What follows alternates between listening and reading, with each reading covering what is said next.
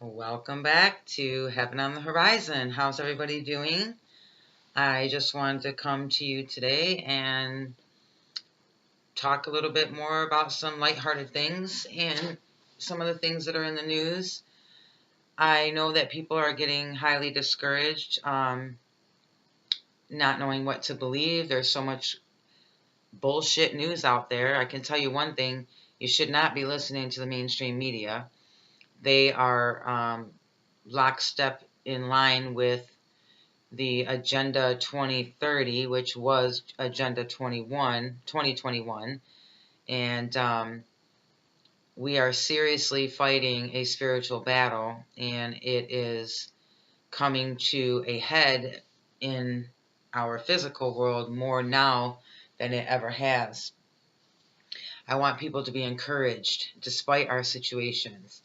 Um, I don't even know where to start when it comes to sharing my story. I guess I can kind of start with where I came from.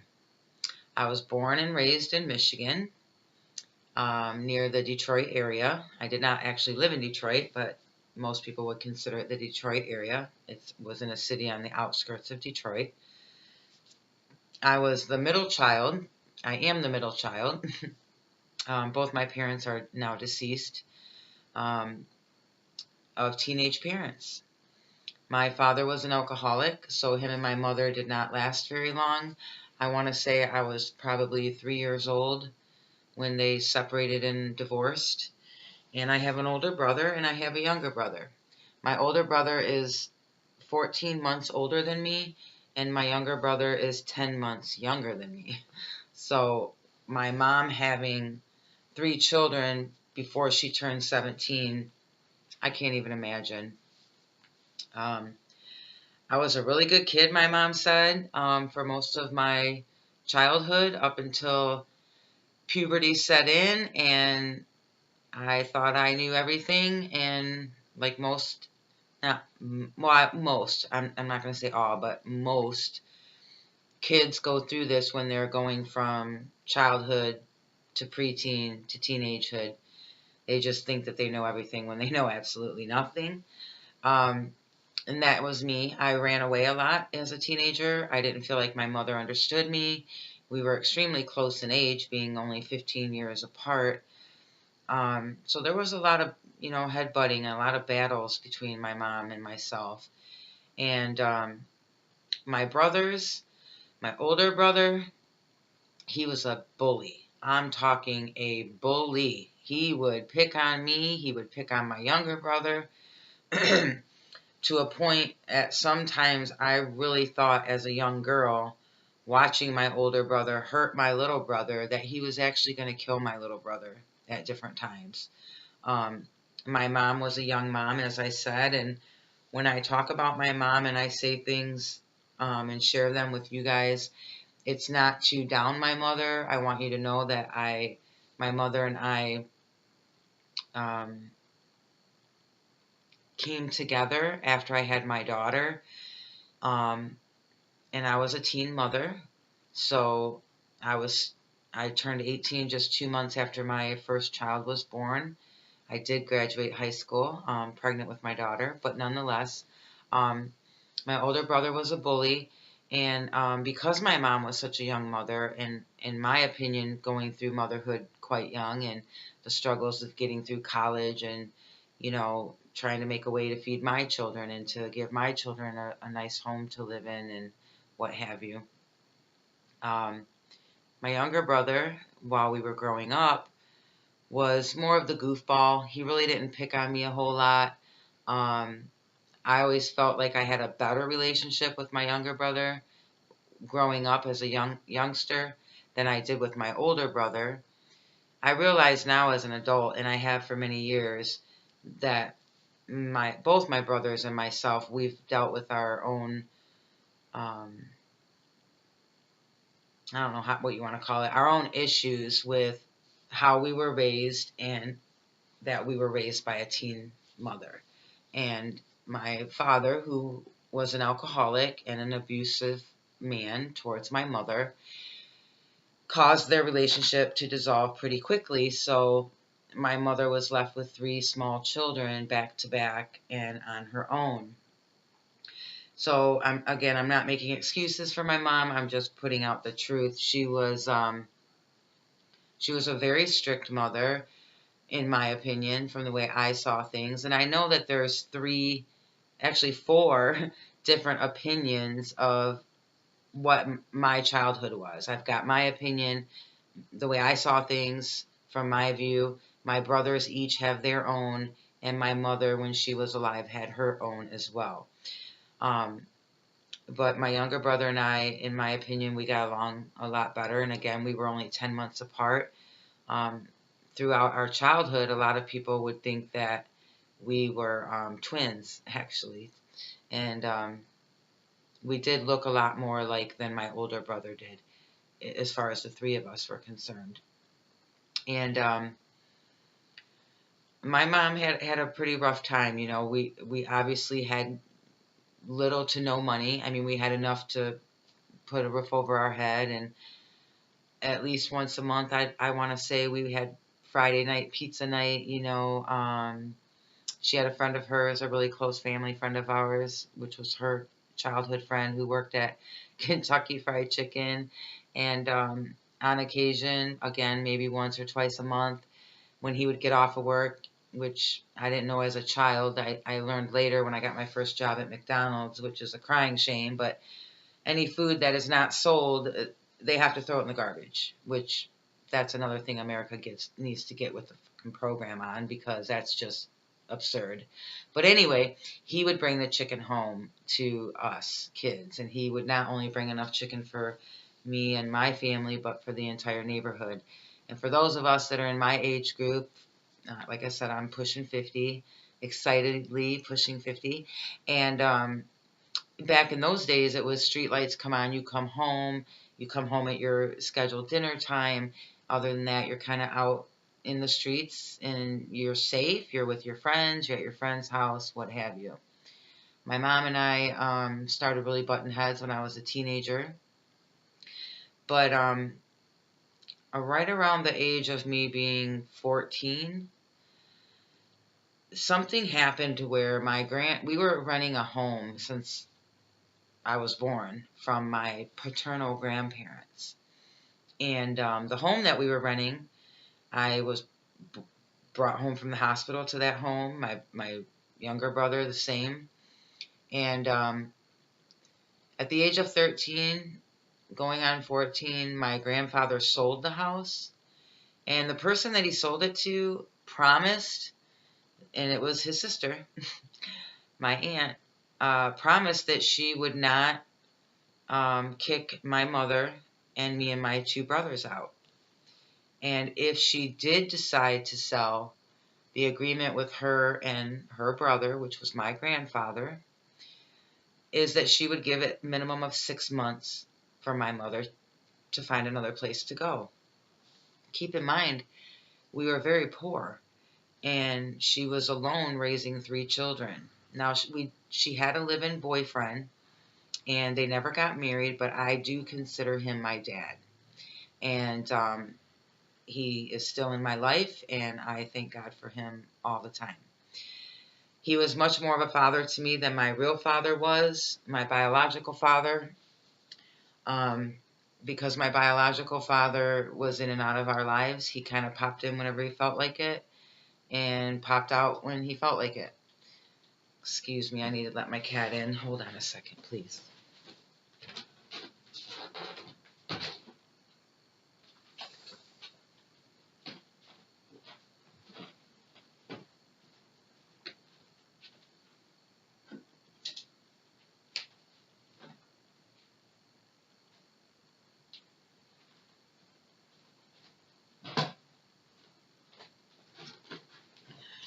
All right, I'm sorry about that. I had to let my Bella in. So I went ahead and grabbed a picture. I'm going to show you this picture. Let's see if I can get it on there good without that light reflecting. That's me right here. I was 11. This is my younger brother, and this is my older brother. Wow, amazing. Yeah, me and my strawberry blonde hair and my freckles. I still love my freckles. I wish I had the strawberry blonde hair. But nonetheless, that's me and my two brothers. I used to think I wanted a sister until I got older and I was able to fit into my mother's clothing and she into mine. And how we had our share of arguments like teenage sisters might have. And again, it's because our ages were so, oh, these pillows are driving me nuts. Our ages were so close that we butted heads. And I don't think there was really any way to avoid that, to be honest. But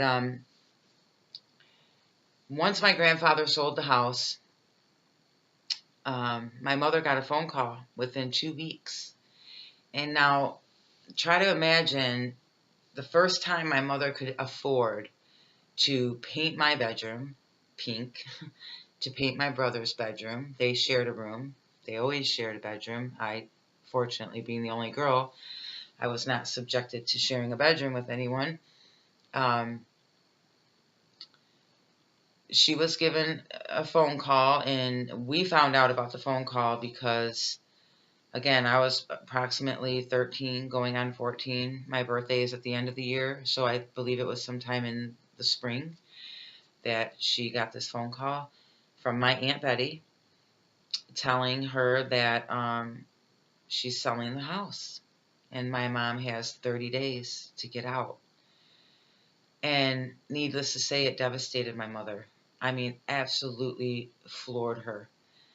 And how we found that out and how we found out it floored her is my grandmother, her mother, came over to our home and explained to me and my younger brother, because my older brother was somewhere, I don't have a clue, I don't remember where he was, but me and my younger brother were at home alone, and my grandmother showed up, and we were kind of confused as to why she was there, and she was asking, where's your mom, where's your mom? And we're like, I don't know, she left, she said she'll be back in a little while.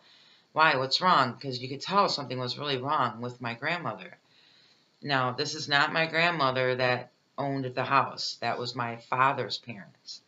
The grandmother that's now at the house, that in the story I'm telling you, is my mother's mother. And she says, but your mother just called. Now, this is before caller ID, right? This is back in the 80s, so early 80s.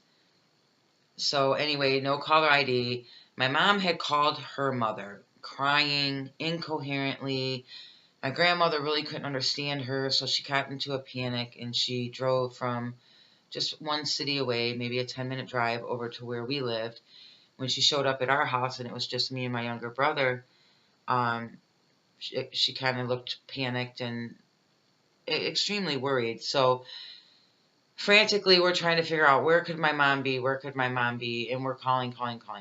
Long story short, we find her. She's at a friend of hers' house. Now, this was a male friend of hers, but they were not romantically involved as far as me and my brothers knew. It had only been a couple years since her and my stepfather were no longer together. And she really didn't date. You know, she wasn't one of them moms that dated and had men in and out of the house. That just wasn't her. And anyhow, she was at this friend of hers' house, locked herself in his bathroom, threatening to kill herself, and had called my grandmother. I'm sorry.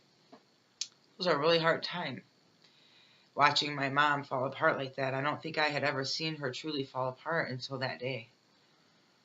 And because it was me and my grandmother driving around going to multiple friends of my mother's homes, because again, back in the day, you could hop a few blocks in the neighborhood and have 4 or 5 friends that your parents may be very close with, and they could possibly be there. Well, the third place we stopped is where she was.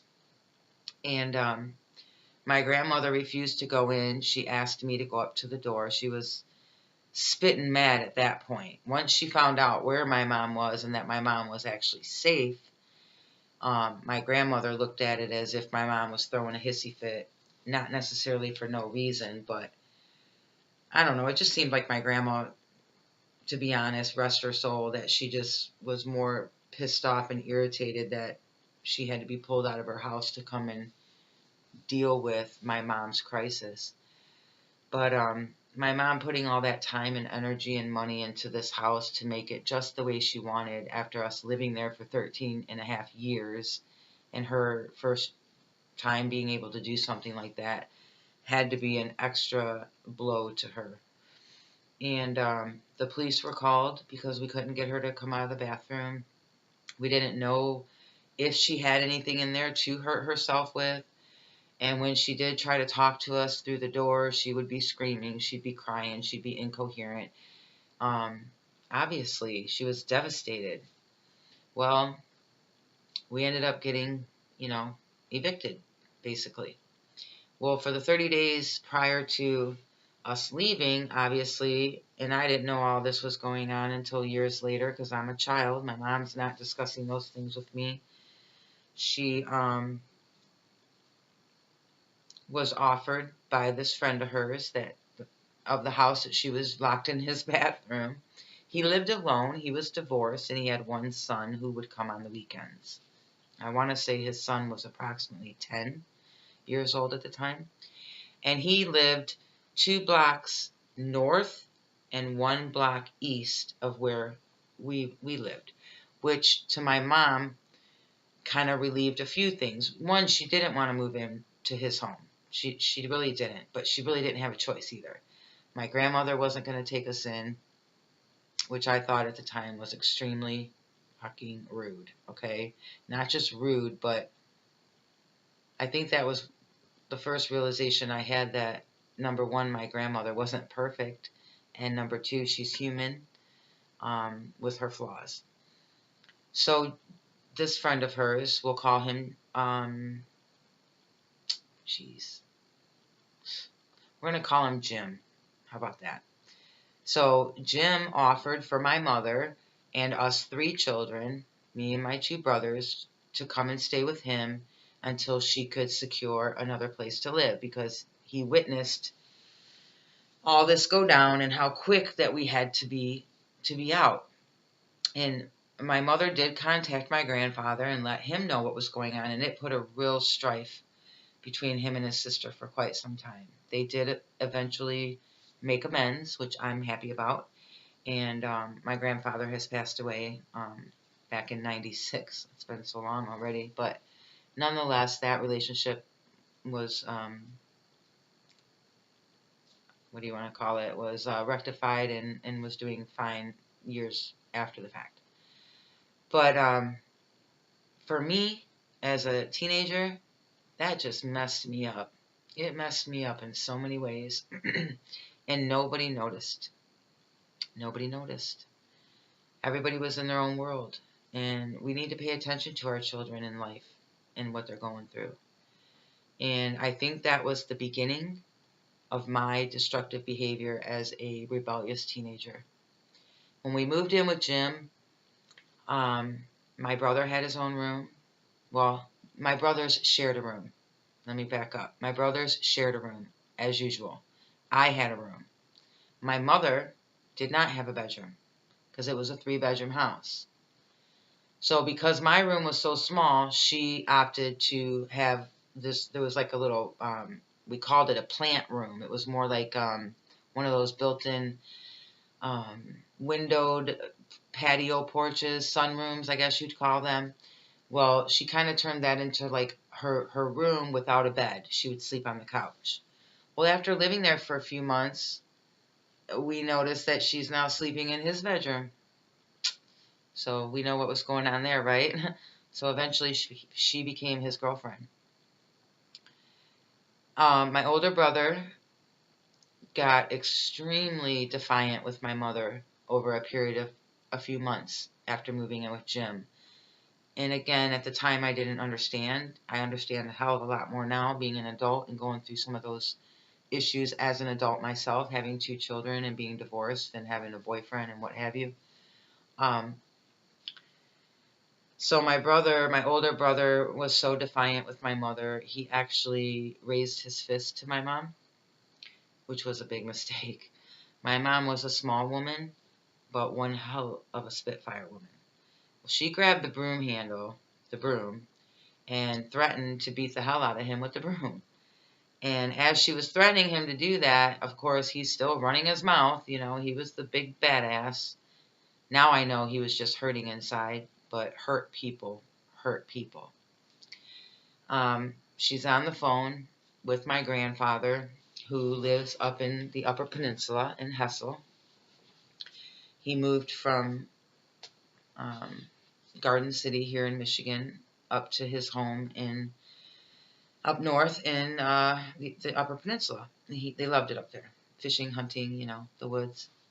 I loved it up there too. We all did. So as my mother's telling my grandfather about my brother's bullshit, my grandpa gets off the phone and he is literally knocking on our door within 7 hours. Literally. He grabbed my brother up by his shirt, his ear, something, I can't remember, but he snatched him up, walked him to the bedroom, and made him pack all his belongings, other than furniture, obviously. And he took him home with him. And my brother never came back to our home. My brother stayed with my paternal grandparents, my father's parents, and he remained there. He did really well there. He became the football star in the high school at Cedarville High. He got really good grades. He was very popular. Excuse me. My grandparents, it had to be the structure and the love, the encouragement, the attention that was paid to him, that none of us, well, my little brother got the majority of the attention from my mom. I think that's just because he was the youngest and he was the goofiest, the less serious kid of all of us. So my older brother didn't come home, so it was just me and my younger brother. And we are living with this Jim guy, who's now my mom's boyfriend, which we all know as adults that makes things so much more complicated. They had gotten into a few arguments, and my mother was actually sleeping on the bunk in my brother's room for a few nights. And then one night, Jim had been drinking. I was in my bedroom. It was quite late. It was winter. Winter in Michigan are not pretty, the winters in Michigan. And my younger brother was also sleeping, he used to sleep in just his underpants. And the only reason that's important is because it was cold and we really had to leave in a hurry and he was not dressed appropriately. Neither was I, but at least I had some pajamas on. They got into an argument. Jim went into the bedroom, got his shotgun. We are all now huddled in my brother's bedroom with my mom. My mom is panicking, freaking out, not knowing what to do. She hears him load the gun, and she grabs us by the arm because we're old enough to walk and run ourselves. And my brother threw a blanket over him. She threw a blanket over him because he was not dressed. None of us had shoes on. And we ran out the door. And we proceeded to go across the street to the neighbor's house. It's nighttime. There's snow on the ground. We have someone coming behind us with a loaded shotgun who's intoxicated.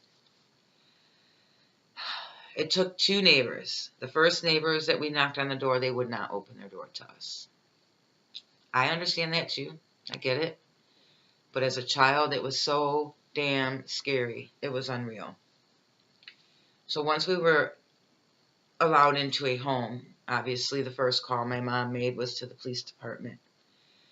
And he was subsequently arrested. But obviously my mother was petrified to remain in his home. So we had an immediate crisis. And that's where my grandmother came in again. My mother's mother. And she invited us, reluctantly, I'm sure, and you could tell it was written all over her face. She was not happy about it, to come and stay with her. But it had to be a limited time, she said. and my mother had to actively be looking for a place. Keep in mind, my mother wasn't working. She was on welfare, going through college, and raising 3 preteens, basically. And at this point, it's now just me and my younger brother and my mother. And my grandmother, in her home, she had a gentleman who was living in her basement, and they were not in a relationship. It was a roommate type thing. But she had the main portion of the house. He had the basement. So there was 3 bedrooms, and my aunt still lived at home. She is 6 years younger than my mother. So my aunt had a bedroom, my grandmother had a bedroom, and there was a 3rd bedroom. So my mother and I ended up having to share a bedroom, and my younger brother ended up having to sleep on the couch. And because the couch was so uncomfortable, they ended up putting a twin bed like behind the couch, and then the couch pushed up against it. So if you're sitting on the couch, you could still see television, see the front door, and if you looked behind you, that's where his bed was. And my grandmother, as much as I love her and as great of a woman I thought she was, especially towards the last 20 years of her life when she settled the hell down, was quite mean, extremely mean, to be honest. When she woke up in the morning, she made sure my brother would wake up in the morning. She hated the fact that he was sleeping in her living room. This is her grandchild. I have grandchildren. I can't even imagine. I just can't imagine. So we ended up moving in with my grandmother, and that lasted for about 8 months. And it was 8 months of pure hell. Pure hell. And I put my grandmother on a pedestal before that. She was perfect to me before that. She was abusive towards me more than once, beat me with a hot curling iron because I was leaving and going out on my very first date, and my mother gave me permission to do so. And because she was upset that my mother gave me permission to do so, I was standing there with the curling iron in my hair, and she came and pulled it out of my hand and started hitting me with it.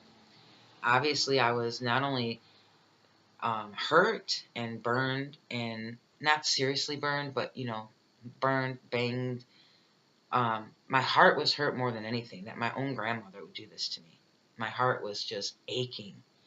And I really liked this boy. I mean, I really liked him. We had been friends for probably 5 years. And, friends when you're a kid, you're just friends. And we were just friends. We'd hang out and go sledding and bike riding and roller skating and play ball. I was a tomboy, by the way. All the things that the boys were doing, I was doing. And he was one of the boys that I just really got along with. Well, when we got a little bit older, he asked me to be to go out with him and on a date. And I thought, wow, this is cool. He asked me out on a date. This is awesome. So I asked my mom, and my mom knew him, and she knew his father. And she said yes. Well, she happened to be working that day, and Grandma came in all upset. And that day, I'm going to end this video with the end of this particular story. But it was pouring down rain that day, and my grandmother lived in one city, and my mother worked in the city that we once lived in. And it's approximately, I'd say, about less than 4 miles, maybe 5 miles away to get from her employment to my grandmother's house. And because my grandmother treated me, in my mind, so horribly, and I was so hurt in my heart, and my date was supposed to be there to pick me up, I left before he came to pick me up because of the abuse. And I left walking in the pouring down rain, thunderstorming, the whole nine. And I walked the main road hoping that if he did come, my date, that he would maybe try to find me. I didn't have a clue what my grandmother was going to say to him. I didn't know if he was going to actually come up to the door. I'm 14, going on 14. I had to be going on 15 because my first date wasn't until I was 14. And he had just gotten his driver's license, so he had a car, which I thought that was cool too, right? So I walked all the way to my mother's job, and I walked in like a drenched rat, just crying. I cried the whole way, hard, like devastatingly hard. My heart was so broken. And I don't usually go back to these memories because I know it shaped who I am, but it's really hard to think about sometimes. But my mother welcomed me. She wasn't upset with me. She was highly upset with my grandmother. She called my grandmother, which made me scared to even go home when my mom got off of work. She allowed me to call Richard, and obviously he went all the way back home. Oops, I said his name. Sorry. If he ever gets a hold of this video, he'll know because I haven't changed much in my looks. At least that's what people tell me that's known me my whole life. Anyhow, I adored him. And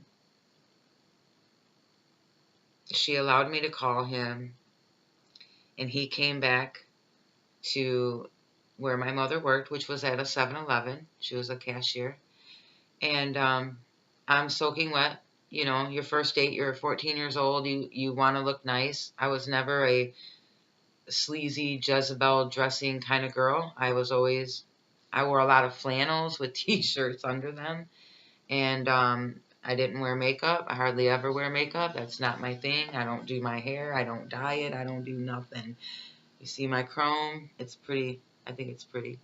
But anyway, so I'm just a down-to-the-earth kind of girl. And he brought me, and I think about it now, and it's actually even cuter because it was one of them little, probably $5 necklace and earring sets from Kresge's or a Kmart.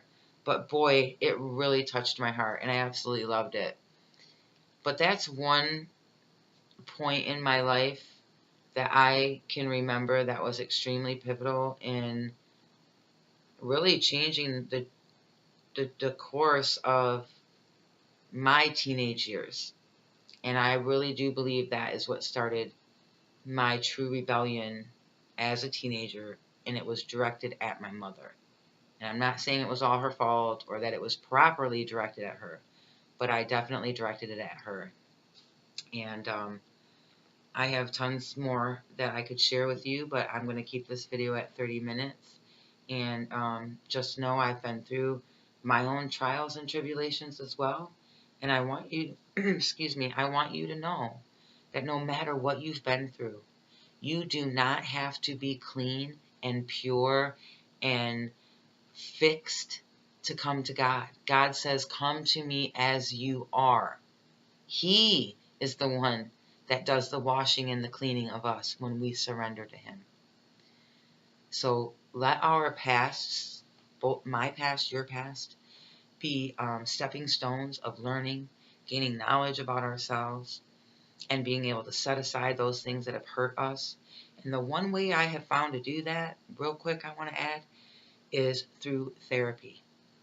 Yeah, I don't really believe in worldly therapy. I think if you go to a therapist and you are a Christian, you should go to a God-fearing Christian therapist, not a secular therapist.